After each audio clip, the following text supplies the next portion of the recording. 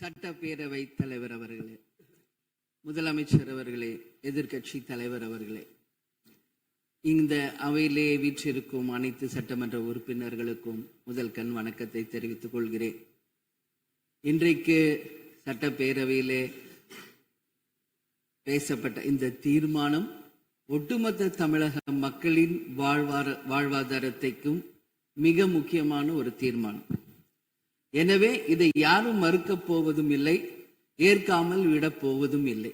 தமிழ்நாட்டிற்காகவும் தமிழக மக்களின் அத்தனை உரிமைக்காகவும் ஒட்டுமொத்த தமிழகமும் ஒன்றாக தான் இருக்க போகிறோம், அதற்காக போராட போகிறோம். ஆனால் நாம் சற்று இதை பற்றி யோசித்தால், சுதந்திரம் வாங்கின காலத்திலிருந்து இன்றைக்கு வரைக்கும் காவேரி பிரச்சனையும் முல்லை பெரியாறு பிரச்சனையும் தமிழக மீனவர்கள் பிரச்சனையும் தொடர்ந்து பேசிக்கொண்டுதான் இருக்கிறோமே ஒழிய எதற்கும் இதுவரைக்கும் நிரந்தரமாக தீர்வு ஏற்பட்டதாக ஒரு வரலாறு இல்லை என்பதை நிச்சயமாக இந்த நேரத்தில் நான் பதிய வைக்க விரும்புகிறேன். இதற்கு எந்த குறிப்புகளோ படிக்க வேண்டிய அவசியம் இல்லை. இது உணர்வு, நம் மனதிலே ஆழமாக இருக்கும் நம் உணர்வை பதிய வைக்க வேண்டிய இடம் இந்த சட்டமன்றம். இந்த சட்டமன்றமே தமிழக மக்களுக்கானது. தமிழக மக்களின் வரி பணத்தில் நடத்தப்படுவதுதான் இந்த சட்டமன்ற இந்த கூட்டங்கள் எல்லாம். அப்படி இருக்கையில் தமிழக மக்களின் உரிமையை நாம் ஒவ்வொரு முறையும் நம்மை சுற்றி இருக்கின்ற மாநிலங்களிடம் போய் கேரளா, கர்நாடகா, ஆந்திரா, இன்னொரு பக்கம் மீனவர்களுக்காக ஸ்ரீலங்கா என்று தொடர்ந்து கேட்டுக்கொண்டுதான் இருக்கிறேமே ஒழிய தன்னிறைவு பெற்ற ஒரு மாநிலமாக தமிழ்நாடு என்றைக்கு வரப்போகிறது என்பதை தான் நான் இந்த நேரத்தில் சிந்திக்கிறேன்.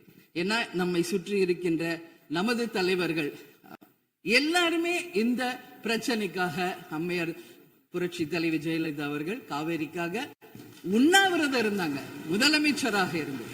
கலைஞர் அவர்கள் இதற்காக பல போராட்டங்கள் நடத்தினார். அண்ணன் ஸ்டாலின் அவர்கள் பல தீர்மானங்களை நிறைவேற்றி இருக்கிறார்கள். அது மட்டும் இல்லை, இதுவரைக்கும் முதல்வராக இருந்த அத்தனை பேருமே இதற்காக நாம பேசி இருக்கிறோம், போராடுகிறோம், சட்ட ரீதியாக நாம் அதற்கான தீர்வுகளை காண்கிறோம். அது மட்டும் இல்லை, காவிரி மேலாண்மை ஆணையம் ஒரு தீர்ப்பு சொல்றாங்க, உச்ச நீதிமன்றம் ஒரு தீர்ப்பு சொல்றாங்க. எதுவும் பேசியும் இதுவரைக்கும் தீர்வு இல்லை. இப்பொழுது முதல்வராக பதவியேற்றிருக்கும் சிவகுமார் அவர்கள் சொல்றாரு, நாங்க பேச தயாராக இருக்கிறோம் என்று. நமது முதல்வரும் சிவகுமார் அவர்களும், நான் என்ன சொல்றேன், இது எல்லாரும் மக்களுடைய, இப்போ இந்த அவை இது முக்கியமான சட்டமன்றம். இங்க வந்தவொன்னு எல்லாருக்கும் என்ன கொடுக்கறாங்க? தண்ணி தான் கொடுக்கறாங்க. அப்போ ஒவ்வொரு மனிதருக்கும் தண்ணி தான் முக்கியம். இன்னைக்கு காவேரி தாயின்னு தான் நம்ம சொல்றோம். ஒரு தாயின் ஒரு குழந்தைக்கும் எப்படி தாய்ப்பால் இன்றியமையாதோ அது பாருங்க, அத்தனை பேரும், அது விவசாயிகளாக இருக்கட்டும், குடிமக்களாக இருக்கட்டும், இங்கு மிக முக்கியமானது குடிதண்ணீர். நீரின்றி அமையாது இவ்வுலகு. அதனால முதல்வர் அவர்களே, உங்களை நான் கேட்டுக்கிறது, எப்படி மின்மிகை மாநிலமாக தமிழகத்தை உருவாக்கணுமோ அது மாதிரி மின்மிகை நீர் மேலாண்மையை நாம் நிச்சயம் உருவாக்க வேண்டும் என்று கேட்டுக்கொள்கிறேன். மழை நமக்கு ஒரு கொடை, கடவுள் கொடுத்தது.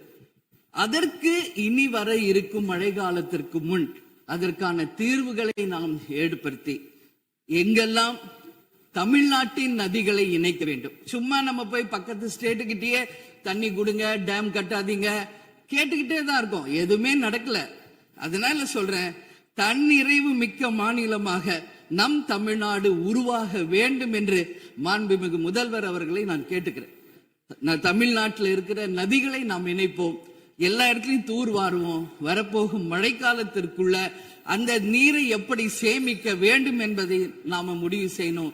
வீணாக கடல்ல போய் நீர் கலக்கிறத தடுத்தாலே தமிழ்நாடு மின்மிகை நீர் மேலாண்மை நிச்சயம் வரும் என்பதை தெரிவிச்சுக்கிறேன்.